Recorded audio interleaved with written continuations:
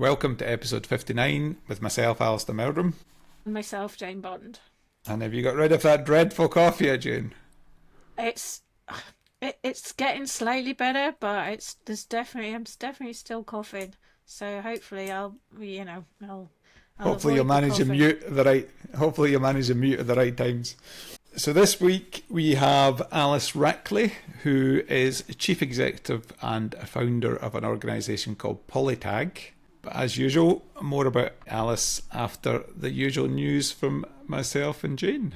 Yes. What have we got this week, Jane? Well, the first one I've got here is about becoming a soils ambassador. So the Hutton Institute, James Hutton Institute, which are based up in Dundee. They're basically a lot of agricultural soils, all that kind of stuff, and they want leading a nationwide soil sampling campaign, and they want to collect 16,500 samples across Europe. So there's a interesting website there. So I've read the website and it's interesting, but I'm still not quite sure. I think we might have to do a bit more hunting about what happens after you've taken these samples. I think they train you up. First. I think if you sign up, they give you some training about how to take soil samples and so on. And then I assume you'll be sending them back to James Hutton Institute, which is actually in Dundee and Aberdeen. Yeah, so there you go. That sounds quite good. You can click a link to become an ambassador, and you distribute soil sampling toolkits, assist in data collection and analysis. So that'd be quite interesting. So so if you want to be a soil ambassador, then go onto the website and sign up, basically, and go dig for Britain. As usual, we'll put the link on the newsletter that goes out with the podcast. So if you are interested, something a wee bit different. I imagine people tramping around fields trying to get soil samples and all sorts.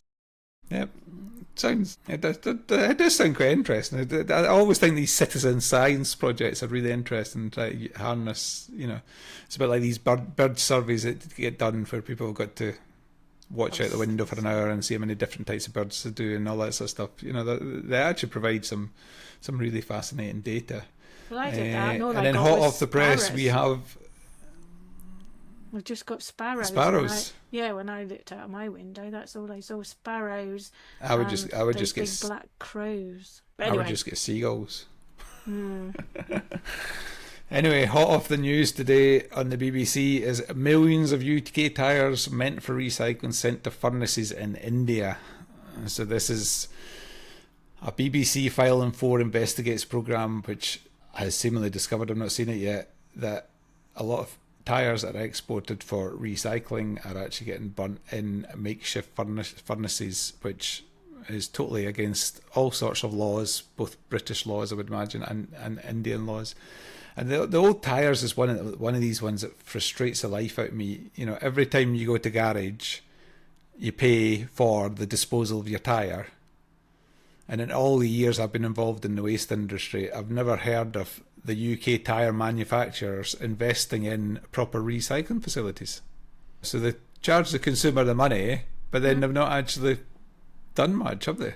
No, because we've done some work for a tyre recycling company in Motherwell. So there are tyre recycling facilities, but probably not enough. You always tend to see them like piled up at farms, don't you? Holding down, I don't know, some sort of tank thing. Well, they use them. Farmers use them for putting a waterproof cover over their silage. That's why. Yes, that's what I meant. Yeah, they've been banned from landfill for a long time. So, you would think we would have had a recycling system sorted out for them. A UK-based recycling system sorted out for them. But why we still need to export, I'm not quite sure. But it might be an interesting one to watch. See what they've actually discovered. It's like with everything, though, isn't it? Whatever you put on the market, you need to have somewhere to get rid of it and recycle it. And the manufacturers don't think like that, do they? I mean, you've got to have a market for the product. My understanding is quite hard things to recycle, because you need to get the wire out of them, and then you need to get the, so you get two components, you get the wire and the rubber, and they're actually quite hard to separate, because they're designed not to be separated when they're on your car. Yeah, good point. But anyway, bad news about plastics as well, Jane. I see you've got. Well, yeah. I mean, it says here, Plastic Recyclers Europe have, which you'd like to think is quite a well-informed company or organisation, has noted the slowest growth in Europe's plastic recycling capacity in years, blaming a decline in domestic production, increases in imports, and company closures due to economic pressure. And they said there was a recession in the European recycling industry, and it observed that the European demand for recyclates had declined, investments in domestic recycling had decreased, and imports were on the rise.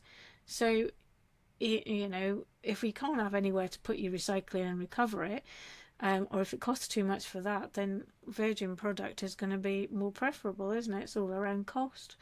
So that's not exactly cheery news for the plastics recycling industry. I know from talking to some of the recyclers, they are struggling. They're struggling to get outlets at the moment, and it tends to be it's only the highest quality material that's got recycling outlets in the UK at the moment.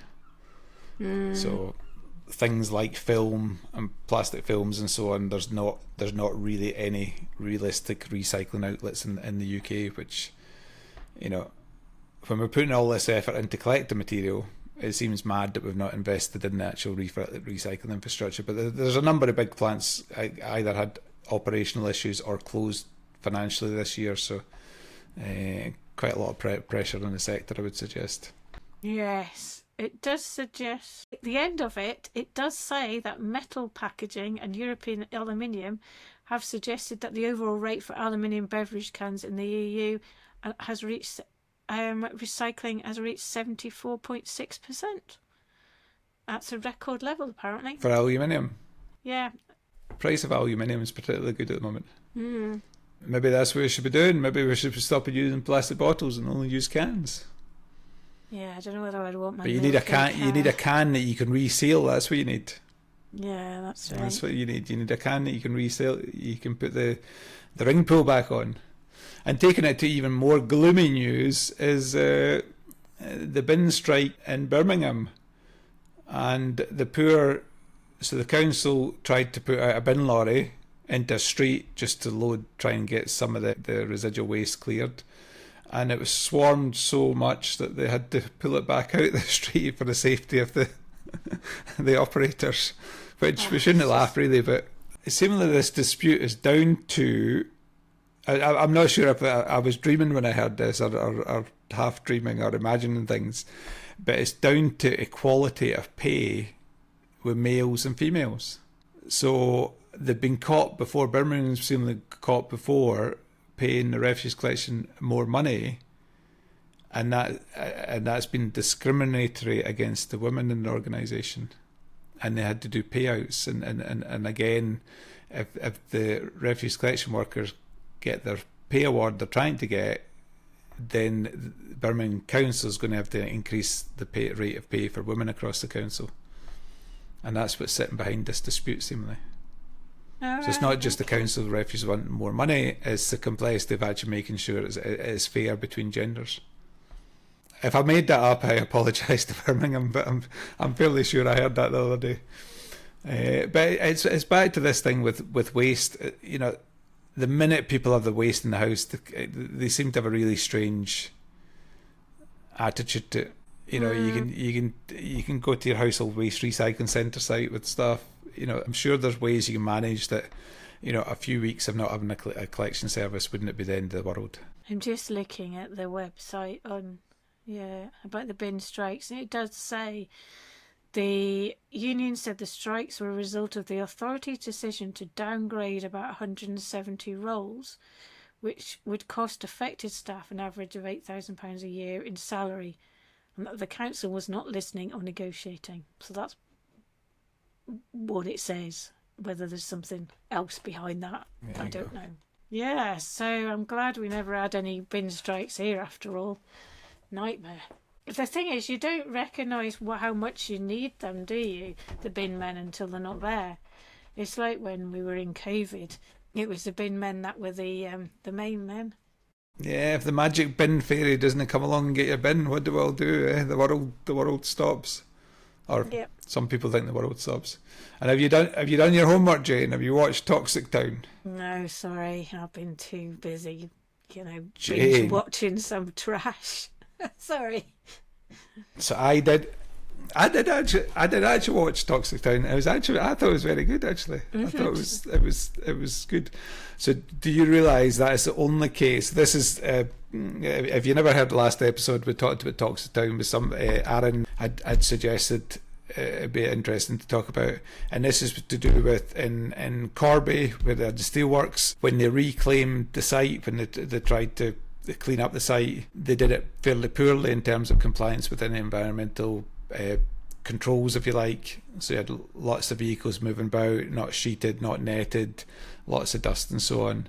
I'm probably going to give the thing away, but it's the only case in the world where there's been a proven link between air pollution, so contamination in the air from the contaminated site, and birth defects in children. So Really? what started the case was there was a lot of children born with either lower or upper limb disorders, so maybe not fingers in their hand, or one finger, or some fingers missing and so on, and that was a birth defect. There was another poor lady had a child was born with only 2 vessels in the heart and so on, and it sadly died after a couple of days. And what they did was so the lawyer that took it on, they were trying to work out the links, what had caused this, and they went through, a lot of work to try and do it, and they were thinking it was the food, they were thinking it was in the water supply. The health board did a survey, and instead there was no statistical difference between babies born near the plant versus in the wider area, but they'd actually made a mistake in the report, and they'd miscounted the things by a factor of 10. So there's all sorts of stories within it. So it was good, but it just shows you that whole thing of contaminated land, legacy, and how contaminated some of these sites were and still are. I remember back the site at Coat Bridge, when I started work there in the 1990s, and they were literally taking the top 10 metres of the site off. They were then digging down another 10 metres, they were then burying the original 10 metres, and then they were putting the soil back on top, and that's how that was dealt with. So the contamination's still there. No, it was interesting. The only thing I did squirm a little bit at the end when they went through about so it was a bit of a, well, it wasn't a documentary as such. They had made it into a bit of a film, so they'd taken a bit of artistic license with some of it. But they did mention that bit, but there was only the first case in the world that had, airborne pollutants causing birth defects. But then it made some bit of a weird link to the amount of hazardous waste buried in landfill sites across the UK. And I'm like thinking, if it's buried securely in a landfill site, it's not going to get into the dust. No. So I don't know why they had that. I don't know what their logic there was, but anyway, it's definitely, if you've not watched it, it is definitely worth a watch. What I would say is I watched most of it in public transport, and just be a wee bit careful, because there is actually quite a few sex scenes in it. Okay. So I was having to fast forward quickly, so I wasn't caught sitting in a train watching. Yeah, they were fairly brief and fairly not overly dramatic, but just a little word of warning for anybody there. Great, I'll bear that in mind. Yeah, absolutely. Oh, I think it was episode 1 and episode 4 were the main culprits for that. The other ones are fine. Last thing I had was, or maybe almost the last thing I had was, one of our avid listeners said to me the other day, his words were something to the effect of, "I'm not blowing smoke up your arse, but every time I listen to the podcast, I learn something new." Oh, So there you go, Jane. Very good. I do too. He did say new from me. He never said new from you. He said new from me, but Well, I learn something new every time as well. he normally learns something new from the guests. So there you go. Yeah. There is somebody out there listening. We have got somebody out there listening. So we've got loads of people listening. We've got all our TikTok things as well, haven't we, Mia? We, all these little clips Mia's been putting on TikTok, which is slightly worrying. I said to her today, don't put any on this time because I haven't put my lippy on. And then we've got our LinkedIn and Facebook. So yeah, so we've still got all of these things ready and waiting for you to press on that button and tell us how much you like it, and get in touch at hello@rubbishtalk.co.uk. There we go. So any ideas for content, any ideas for guests, please share them. We do eventually get to them. I know there's a few people chasing us about various guests, but we do eventually get to them. Because we only do this fortnightly, it does actually take quite a while to get round to all the guests.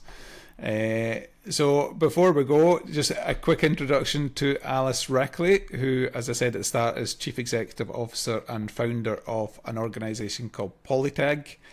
We'd actually been trying to get Alice on for quite a while, and there was a wee bit of confusion, but finally we made it, and it was well worth it, because I think Alice takes us on a bit of a journey about where waste management and recycling might go, and I would suggest not the distant future, I would suggest in the next 4 or 5 years. And I think it's some quite amazing prospects in terms of what can be done with the technology. And interestingly, Alice came from a sort of production background and has come over to the waste sector, and it was just really good to have a chat with her about that difference and contrast she saw in the sector. So over to myself, Jane and Alice. Hi Alice, welcome to Rubbish Talk, and how are you today? Oh, very well, thanks Jane. Nice to be here with you both. Good, we've got lots of questions for you, and it's all about you and your career, and we're trying to show how interesting and informative and good waste management and resource management and all that kind of side of it can be. So we're hoping for big things, Alice. So Thanks first, for having me. I hope I can live up to that hype. of course you will. So You'll be fine. First question, starter for 10. Can you tell us who you currently work for and a bit of background about the organisation you work for? It's an easy one to start with. Yeah, great. Thank you for the easy one. So yeah, my name's Alice. I'm the CEO of a business called Polytag. I have been leading the business for the last 4 years now, actually. But I am one of 3 co-founders. The other 2 co-founders of Polytag actually set the business up a little bit earlier than me arriving. They're 2 gentlemen called Phil Sutton and Brendan O'Neill. And the 3 of us, we've been running this business now together that specialises in connected packaging solutions and circularity for packaging. And we've been fortunate to work with a number of large brands that your listeners will have heard of, who are really keen on getting more information about packaging life cycles to support a move towards circularity. And they're also exploring ways to connect their packaging to parts of the supply chain, including communications with customers, but also, supporting better recycling habits and collecting data on what happens to their packaging once it hits the bin. Sorry, whenever I start describing what Polytag does, I always feel like I've got the fire hose out. People are trying to drink from it because there's a lot of information to take in. I was just going to say, how does it work, Alice? Is there, when you say Polytag, is there something on the packaging that gives information, or how does the information get to people? Yes, so really good question. At the heart of the Polytag proposition, there are 2 tag solutions. The first tag solution that we offer to our clients is a QR code solution powered by GS1. GS1 are the Global Barcode Standards Agency, and they publish open standards so that QR codes, in this case, are all represented on pack with the same format, so that any machine in the supply chain can scan those QR codes and collect the data inside them. And QR codes, I mean, one pandemic later, we all know what QR code is, right?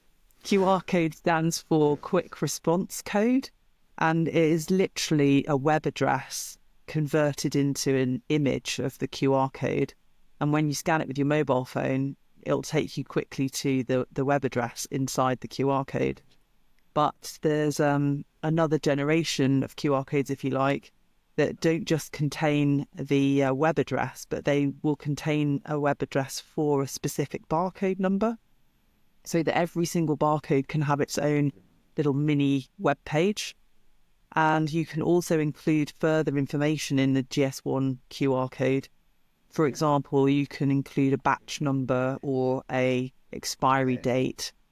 And these enriched QR codes powered by GS1 are about to unlock lots and lots of other opportunities for packaging brands, or brands that have packaging in their assortment, because they will be able to get scanned at checkout instead of a stripy barcode. And the stripy barcode is forecast to be retired actually around about 2027. Really? And so they'll be replaced by these QR codes powered by GS1. And then with the additional information that you can include in these QR codes, there's expected to be some really beneficial transformation across supply chains, to support with managing out-of-date product, preventing the sale of out-of-date product at the checkout, doing product recalls at batch level, for example. So, yeah, not only are these QR codes a really great connected packaging solution, and they can direct consumers who scan with their mobile phones to a landing page at barcode level, but they are also going to unlock all sorts of supply chain opportunities. So that's the first tag solution that we specialise in at Polytag. But the second tag solution, which I think we might be a little bit more famous for, is a invisible UV tag. And these are really very much focused on plastic packaging, and they are typically applied over the label of, for example, a plastic bottle. And the UV tags are invisible to the human eye, as I said, so they don't interfere with any of the visible label artwork, but we detect them with a system that we've designed that's installed in recycling centres, so that we can collect, again, barcode level information for brands out of recycling centres and give them confirmation, third-party verified data, if you wish, that says this many of your barcode packaging items have been seen in recycling centres. And so for the first time, brands have got data coming out of the end of their supply chains, if you like, the recycling centres themselves, and they're able to stop guessing whether their packaging's being recycled and actually know whether it has got into the recycling waste stream or not. And that's potentially game-changing information for brands, particularly when it comes to target setting and benchmarking, but also has wider implications if we look ahead to how legislation may well come into force. So we could talk all day about deposit return schemes and EPR and digital waste tracking and the plastic packaging tax and PPWR in Europe. I mean, we're being legislated towards circularity, hopefully, but data is a key part of making that happen. So yeah, that was a very long answer, but 2 tag solutions that we are offering to our customers here at Polytag. That's really interesting. That's a lot of information you can get off those codes and stuff, isn't it? Yeah, it's and very, actually very being cool. able to track the material. Yeah, exactly. I was fortunate to work for a short while for GS1 back in 2021. And I feel like I got a little bit of a head start on this next generation barcode, if you like, this QR code powered by GS1 standards. And I had spent my career working in the retail and FMCG sector, and I could see how these next generation barcodes were going to transform supply chains. And so, yeah, brought some of that with me to Polytag. Do you know what? I never realised that QR stood for quick response. So I've learned something. I didn't know that. We always learn something, Jane, in these episodes. Always. Even something quite as simple I thought as it did that. occur to myself. I was going to, potentially it's game changing for the recycling operator and the waste producers, isn't it? If they can put X thousand tons of material onto the market and then be able to identify that they've recyclers have recovered that X percent of material. It's quite game changing, isn't it? Yeah, we think so. And certainly the early adopters of the technology think so too. I mean, I mentioned that we've got some really superb clients that we work with. Ocado have been a supporter from almost day one. And then we have recently started working with Marks and Spencer's, Waitrose. So, we've got some really strong brands in the UK that are interested in collecting this UV tag data out of recycling centres, which is great news. What I would say, though, Alistair, is that I'm quite keen to stress that although it is a solution that has got a really positive impact, I think, to make to the space, it's not the only solution. Like, there is no silver bullet to, the question of how to get meaningful data out of recycling centres, because as you guys will know more than anybody, they are typically quite chaotic places, often pretty dirty. And detecting meaningful insight in those kinds of environments, we need to look at a range of tools. So there are other businesses that are harnessing the power of AI and image recognition that I think are also making an important contribution. But certainly, UV tags and detection at barcode level with the Polytag system is also part of a wider range of solutions that we all need, I think, as we move forward in this space. So have you actually got UV equipment on recycling sites at the moment? You're trialling it, aren't you? Yes, we are, yeah. We launched a programme called the EcoTrace programme in July last year, where we set out to raise kind of sponsorship, if you like, sponsorship money from the brands in order to fund the installation of these systems in UK recycling centres. We aim to have 12 sites enabled by July this year. Right. And we know that based on research and data that gives us the plastic tonnage by volume across the major recycling centres in the UK, that if we are able to go into the 12 sites by July, we'll be able to see 50% of all the plastic collected at curbside from domestic recycling, which is a really meaningful data point. And at the moment, we're on target to be in 11 sites out of the 12 by the end of April this year.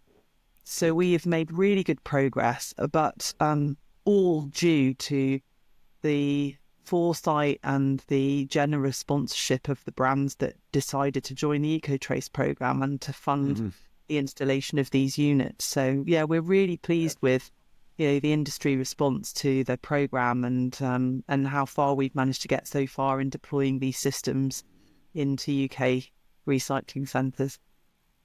Yeah. Oh, brilliant. Well done. So we normally ask all our guests what brought them into the world of waste management, but I'm thinking you might say you're not in waste management. You might say you're in the supply chain, or do you feel you're closely enough involved with the waste management industry that you've got an understanding? Most certainly. But I, when I get asked this question, I always take a slightly different angle on it, because the first part of my career, I was dedicated to digital in retail, developing online shopping apps, for example, and connecting online supply chains in various locations. And so I've always enjoyed the process of digital transformation and what it takes to be part of an industry that is going through a digital transformation. And certainly retail and brands have absolutely had that digital transformation over the last 15 years or so. And I've absolutely joined the recycling sector with this role at Polytag. But I'd like to think that we are, at the beginning of a digital transformation for the recycling sector, albeit 15 years behind what we saw with the retail sector. But nevertheless, there is ample opportunity, and there is a lot of enthusiasm and appetite within the space to see a digital transformation really positively impact this sector. I mean, it absolutely needs it as well. I feel like I've visited a number of recycling centres over the last 4 years, and I do hope that we can be part of bringing the recycling sector on the journey and seeing it benefit from a lot of the tools that can be unlocked by introducing digital solutions into this space. It's got a lot of opportunity, I think. Is it primarily plastics? Is there any other types of materials that you use the Polytag for?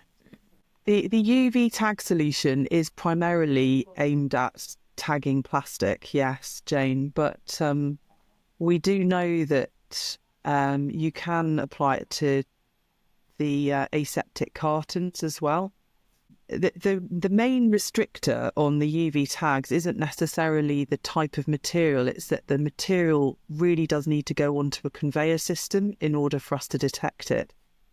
And so glass is often sort of trickier because it's managed in bunkers and very rarely goes onto conveyor systems.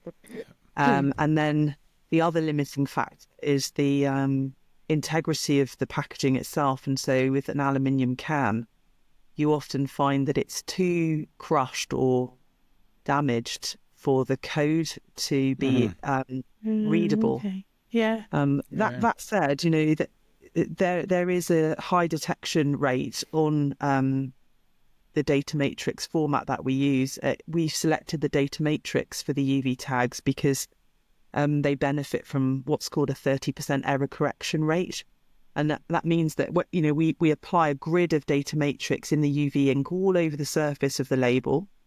We only need to see one of them, and that single code can be 30% damaged or dirty, and we will still be able to grab the data. So, we do have a really decent detection rate, but we tend to find most success with conveyor packaging, like plastic and cartons, and when the packaging doesn't get totally crushed, like you'd see with aluminium. So those are the sort of considerations and why we've tended to focus on plastic up to now.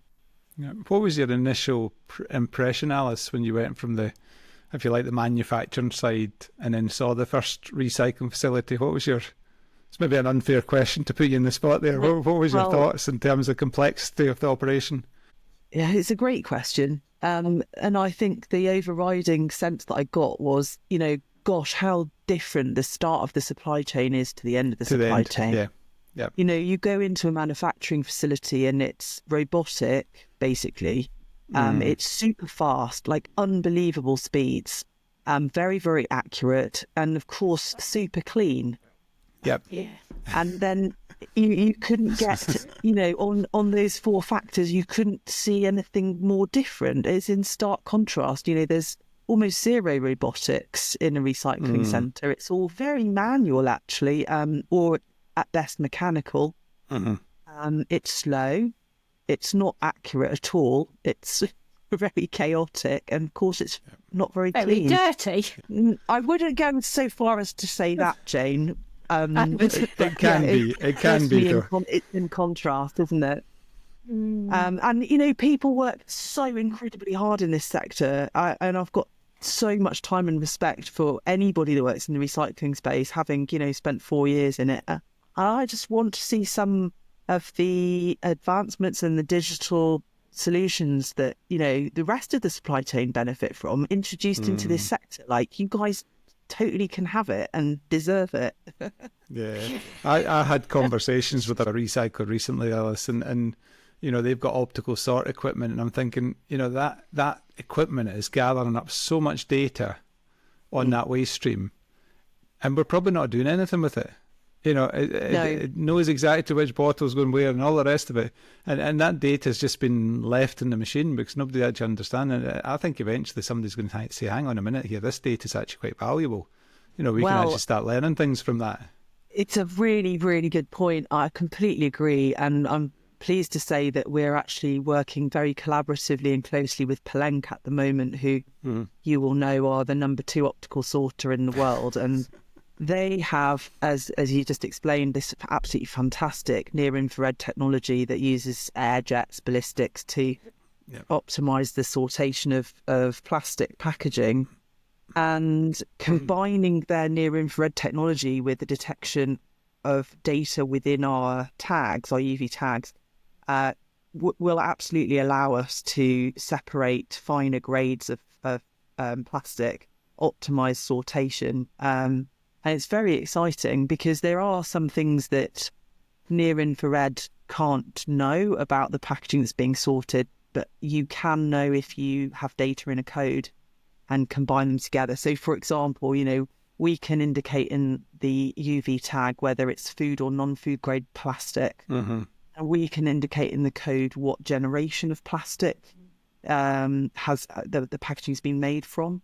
And so in those instances, when you add near infrared to the data captured in a UV tag, you can see a potential future where you are able to deliver bales of food grade PET and super high quality, virgin plastic next to a bunker full of first and second generation plastic, which require different additives in order to process and protect the rheology. So yeah, I would love to see, the progress that we have with optical sorters and the benefit that they already bring boosted and added to with the addition of, tag solutions like Polytag. I think there's a lot of mileage there. And also, to your point, tons and tons of data that can be unlocked. Yeah, it's very exciting. So potentially you could have a plant that could effectively split out Tesco's stuff from Morrison's stuff from Asda's stuff effectively, couldn't you? Yeah. Assuming you have the space. Most of the sites won't have the space for that. But yeah. And that is actually the sort of major limiting factor. Most recycling centres that you go to are invariably space constrained. Yeah. The amount of data you can collect. And there's always issues, isn't there, with plastic recycling and how you can separate it, how you can segregate it, the different types of plastics that are being produced. And, we have so many different types of plastics, and then you've got all the laminated plastics and all that sort of stuff as well. But if you've got something that can actually identify and separate those types of things, and you can get such a better quality recycling than we've got at the moment, where it's all shoved together in a plastic heap. Yeah, exactly. I think that we're on the cusp of some real breakthroughs in terms of the quality of material that we can extract from waste streams. Yeah, which will benefit everybody, hopefully. Fascinating. Well, Alice, we normally ask all our guests their favourite role or project through their whole career journey. We've only talked about the last 3 years of your career, so you're welcome to go back if you like, or you're welcome to say that what you're doing now is currently your favourite role. Entirely up to yourself. I thought you might say that. Look, I've been very fortunate. I've had some fantastic roles in my career, and I've worked with some really interesting businesses and had some super colleagues. But I think I have to mention the pilot that we delivered with Ocado 18 months ago now, where we applied serialized QR codes to their milk range. And what I mean by serialized QR codes is every single instance of packaging was uniquely coded. That's bad. And we did that by printing the Ocado milk labels in the standard way that they are currently produced, but we left a white square, and then we rigged up some digital print heads on the finishing line of the label converter's site, and the 8 print heads that were in a row printed a totally unique QR code into every single label. And then those labels were applied to the milk bottles at the point of production and went out into market. And when a householder scanned the QR code with their mobile camera, they were taken to a landing page for that barcode. So it's a barcode-specific website. And at the top of the page, they were invited to download a Rewards for Recycling app from the App Store. And using that app, they were then asked to scan the same QR code that is unique. There was only one QR code of its kind on every single bottle with the app. And then as long as they were standing within 10 metres of their registered recycling bin at home, they were then rewarded with 20 pence.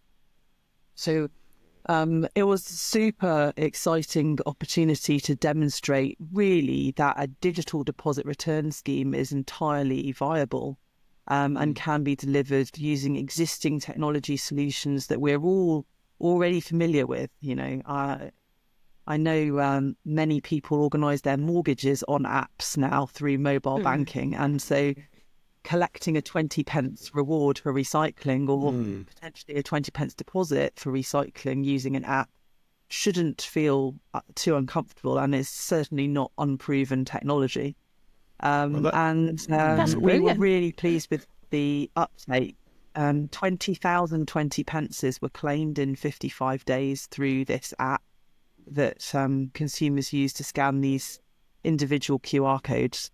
And it just was a super successful data set that we collected for Ocado. They were able to see at GPS level where 20,000 milk bottles were disposed of in household bins. And I mean, people freak out a bit. They say, "Oh, what? It's a bit Big Brother," but you know, we didn't know who these You don't know who customers they were. are. It's just, yeah. It was all anonymised data, but nevertheless, it was a proof point for Ocado that 20,000 milk bottles were indeed recycled in recycling bins, and we were able to orchestrate and manage the cash deposits through an app-based system, and that was available nationwide across the whole of the UK.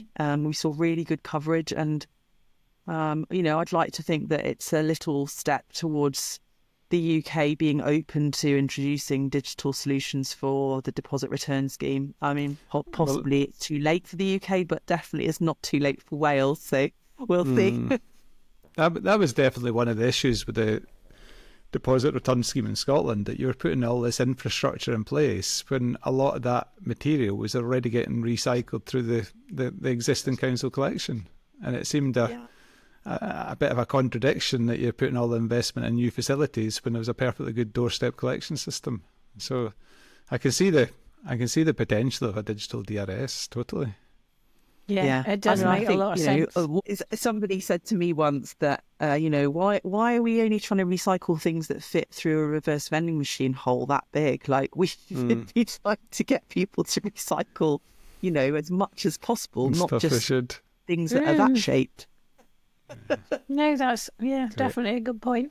And I suppose you could put these things onto like textiles and things like that? And mind you, I don't suppose if you put them onto textiles, it was UV and off you went to the disco or whatever, and there you were flashing with your UV polytags. No, UV tags certainly do have a role in, you know, packaging traceability, but for something like textiles, I would be recommending QR codes powered by GS1, and certainly that sector, along with electronics, are moving fast towards digital product passports. I think they're one of the first sectors that will be looking to adopt that technology, and it will all be driven through QR codes powered by GS1. And part of the digital product passport intention is to give consumers better visibility, not just of upstream traceability, but also, you know, how to handle and dispose of things at end of life, you know, with instruction, etc. So yeah, there's definitely application across more than just plastics with these tags. I agree. No, absolutely. So you've had your best role. What about your worst role, or any funny experiences or stories you want to share? Oh gosh. Sounds like there's way too many of those. It's a really difficult question, actually. Sounds not like it. Well, on the contrary, actually, I've really enjoyed all of the roles that I've had. But I would say that perhaps the funniest role was my first job when I was working for Waitrose, actually, when I first left university. And it was just a super experience because I was managing supermarkets or, categories within a supermarket right in the early days. And, dealing with the public, I'll never forget some of the stories and the encounters that I had. There's nothing strange of the general public, and they walk into a supermarket and I was living in a house share at the time. This is like 20 years ago now. And sometimes I would be on the late shift, and not get back until quite late at night. But whenever I put my key in the door, I would hear the television go off, and my housemates would turn around and they would say, "What happened today?" There was always a brilliant story about some customer or other, or a shoplifter, or an errant member of staff that I had to deal with. And so, yeah, I used to quite relish the fact that I was guaranteed to be more entertaining on my return to work than whatever was on the television. So, that sounds pretty impressive, Alice. My confession, when you first said Ricardo, I for some reason thought Ricardo as in the environmental consultancy. Oh, so I've been thinking every time you mention a supermarket, I'm thinking Ricardo. So. Oh no! This is Ocado, the online grocery giant. I finally worked that out. Yeah. I finally worked that out. Oh, brilliant! Yeah, good that you shared that. There's probably other people who've misheard me. I'm not really good at it, probably. So, in terms of your role now with the recycling sector, do you think you've changed your opinions, habits out with the workplace, or do you feel you've got to sort of preach the recycling message and the recovery message?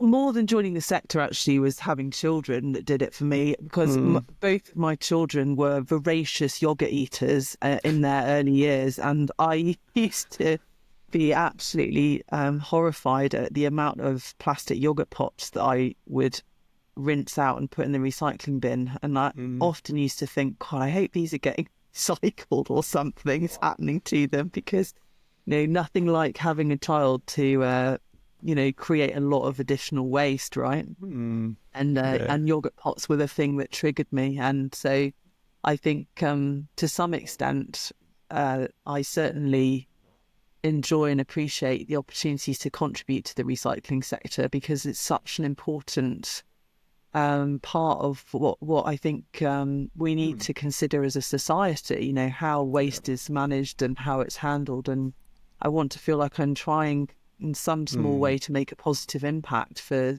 future generations. So it was I want to make a contribution to the recycling sector, because I guess I'm aware of the damage we're doing to the environment, but I was sort of sharply introduced to the amount of waste we produce because of having children as well. Yeah, no, I can imagine. I can relate to that. Relate to that. So how do you get away from work and relax and enjoy yourself, apart from the children? Yeah, apart from the children, no, I'm with the children. I'm really fortunate because I actually live in a beautiful part of the world. I live in Llandudno in North Wales, and I know moved here 6 years ago. But part of the appeal, of course, was the proximity to sea and mountains, and I still love going into the mountains and walking, doing a bit of litter picking, I'm pleased to say, and also swimming in the sea. I'm a bit of a sea swimmer. I've always enjoyed long distance swimming right from my days when I used to play water polo. Actually, that was where I started, and then after water polo, I moved on to long distance swimming. So I've been fortunate to swim all over the world. Actually, really enjoy it, and so having the sea at my doorstep is a super luxury. I've got to ask, Alice, what's the longest you've swum then? Well, I actually took part in a channel relay, so that it wasn't just me swimming it, but that was a 14-hour crossing across the English Channel that I was in the team for, and I really enjoyed that. But I've done some longer distances. I've swum the Menai Straits between Anglesey and North Wales, and those the listeners, if they're into swimming channel distances will also know of Sandy Cove Island, just off the coast of Southern Ireland. And I've swum around that. So no, I really do enjoy being in the water, and appreciate, not having to use any equipment to get myself from A to B. And I do really enjoy the cold, actually. I know a lot of people think that's a bit weird, but I've always found it enjoyable swimming in cold water. So yeah, that's certainly something that I try and do to take a break from the recycling sector and digital transformation. It's a bit different, I guess. Yeah, Jane's a bit weird as well. Jane likes the wild swimming. I did a lot, but not in the sea, because the lochs are closer to me. So, swimming in the cold and the ice and all that sort of stuff is quite. Yeah, enjoyed it. It was really good. I haven't done it for a while, to be fair, because it's been too cold. I've been a bit, pathetic. It's too cold. But yeah, no, I really loved it. Well, this is the coldest time of the year, isn't it? The sea season is always one season behind the land season. Yeah, so yeah, it's cold at the moment, but somehow really enjoyable at the same time. I know what you mean, Jane. Yeah, no, it is. So, you talked quite a bit about your current role and that side of things. Where do you see yourself? What's next for your career? Do you see yourself developing the Polytags and taking on the world? Is that your sort of goal? Taking on the world. But I think, when I joined Polytag, I did what's called a double pivot. I don't know if you've ever heard of that, but I moved sectors, and I also moved scale of business. So I'd spent my career in large corporates in the retail and FMCG space. And so, I joined at the time, a 4-person startup in the recycling sector. And we are still, I think at the beginning of our journey, relatively speaking. As I said, are fortunate to have some really great clients working with us, but a lot of our effort is on delivering pilots and proof of concepts in order to make the market and prove the opportunities for the application of this technology. And so I still think that there's a long way to go, and I'd love to be part of the journey and continue to scale the business, over the next 5-10 years. I mean, I don't know how long it's going to take, but it feels like, we're still really at the beginning, 4 years in. In terms of where do I see myself, I hopefully in this role in 10 years' time, we'll see ya. Yeah, no, it's definitely the opportunities there, isn't there, to develop and scale up, like you said. So, the other one is there a fact you want to share from your job or sector which people may not know, apart from the fact that QR stands for quick release, which is my take from the sort of... Quick response. Quick response, Jane. No, I didn't even get it right. Quick response. We'll not edit that bit out. We'll leave that bit in. Thanks. Fun facts. Well, I mean, I still think it is brilliant that our clients who've put EV tags on their packaging are the first brands in the world to know at barcode level that their packaging's been seen in a recycling centre. And, in this age of, almost infinite amounts of data, it's coming out of everywhere, isn't it? Data points and insight on this, that or the other. The fact that still most brands have absolutely no idea if their packaging's getting into the recycling stream or not is quite amazing. Yeah. And to be able to unlock visibility on barcode level recycling information is pretty cool, I think. Yeah, you know what it also means, Alice. We can. It is pretty cool. It means we can go down the hard shoulder of motorways and identify all the crap that's the most common product that's left at the side of the motorways and name and shame them all. Yeah, that is a potential application of it, I guess. Yeah. Just a wee hobby horse of litter at the side of the roads. Yeah. Yeah. There is a lot, unfortunately. Yeah. Absolutely. Anyway, so we always ask all our guests to share a bit of slang or dialect, maybe a bit of slang you've grown up with, or maybe a bit of Welsh dialect that you love or you've learnt. The Welsh? Oh my goodness, yeah. I mean, I absolutely love Wales, and in the 6 years that I've lived here, I think I've become really passionate about Wales and everything it stands for, and my 2 children actually speak Welsh, but that is quite problematic because I don't and my husband doesn't, and so they have their own secret language. Can I use Google Translate? Oh, yeah. So I have learnt one Welsh phrase, which I don't think I'm able to say out loud for fear of totally embarrassing myself. But it basically means I would like to learn to speak Welsh. Fair enough. And so if I ever get asked by anybody who's a Welsh speaker, you know, how's the Welsh learning coming on, I'll trot this phrase out, and somehow it kind of placates them that I've made learn that. But I think my pronunciation's terrible, and they don't pursue any further conversation in Welsh after I've tried that on them. That is fair. I like that one. I was brought up on the Welsh borders, and in England, but Welsh borders. So I know a few slang expressions, but I'm definitely not going to share those you'll on have air. to teach me later, Jane. Oh, I could use a few of those, maybe. Thank you. Teach me in a bit. And then the next question we always ask all our guests is, if you had a magic wand, either in the sector you're in or in the waste sector, what would you like to use it for? Well, back to the conversation we were having earlier, I'd like to make recycling centres just that little bit bigger so that they had space to experiment and innovate with new technologies, because, you know, often it's not that they have no interest in digital solutions or they have no appetite to trial things. It's just that they simply haven't got the space. So yeah, I think that would be the one thing that I would use my magic wand for, is just to create 10 metres by 10 metres that could be reserved for test and learn and innovation within these recycling centres that we've got in the UK. Because I think, you know, once we've been able to prove the value of what can be delivered, you've got a business case for extension. But until we're given that little space to trial things, it's very difficult to get a foothold and to drive change and transformation.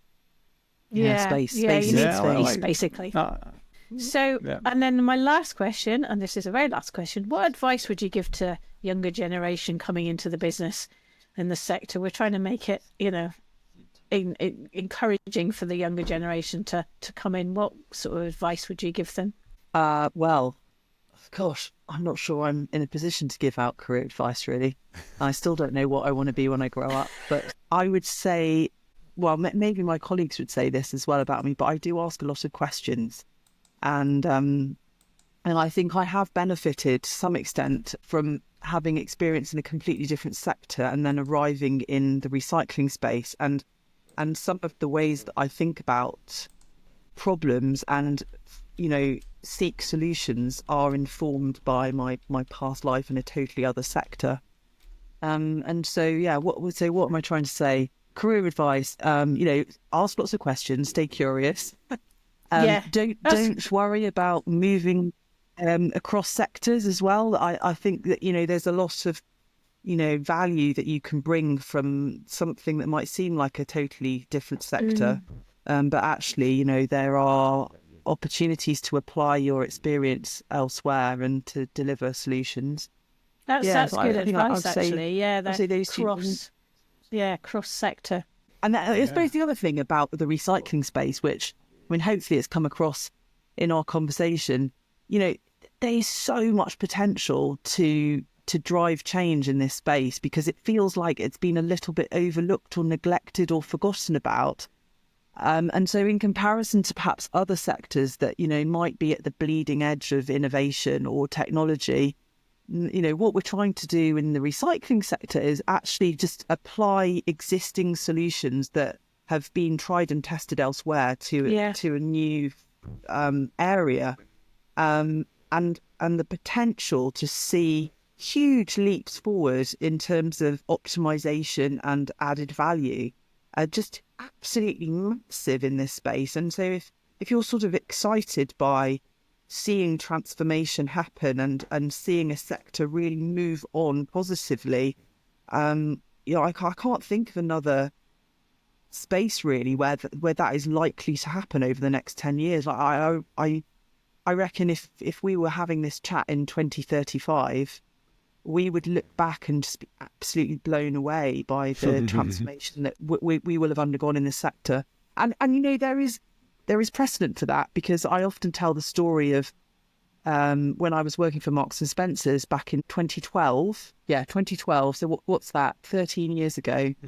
And Mark Bolland, the CEO at the time, he came to meet my team and he looked at me and he said, one day people will be buying things from their mobile phone. And I was like, yeah, they will. Yeah, they will. But in 2012, hardly anybody believed that would happen.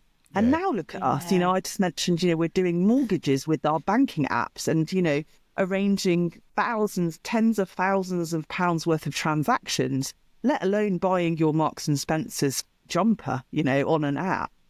And it's just become second nature, and it's, ubiquitous. Everybody does it now. But in 2012, it was almost impossible for most people to believe that would be happening. And so, I think fast forward 10 years from now, the opportunity to transform this sector is just absolutely colossal. It just needs open minds, and it needs people willing to collaborate. And I often say to governments, don't rule things out, just rule things in, leave space for innovation. It's very exciting, and I would say to anybody looking at a career sector, really seriously look at this space. How packaging and waste is handled, and actually, sorry, I'm going on a bit now, but a lot of this recycling material is increasingly valuable as well. People are starting to realise that it's not waste; it has a real, genuine value and a contribution to make. And so when all of these stars start aligning, I think there's only positive momentum, and it will be a great place to build your career. There you go. Perfect. That sounds excellent, Alice, and that's probably a great way to finish. That was a good finishing message, I would suggest. So, thank you ever so much for giving us the time. You have been quite hard to track down for various reasons, but we'll not go into that. So I'm glad we finally managed to make the connections. Yeah, I've really enjoyed it. So thank you so much for inviting me on. Yeah, great to meet you. Thank you.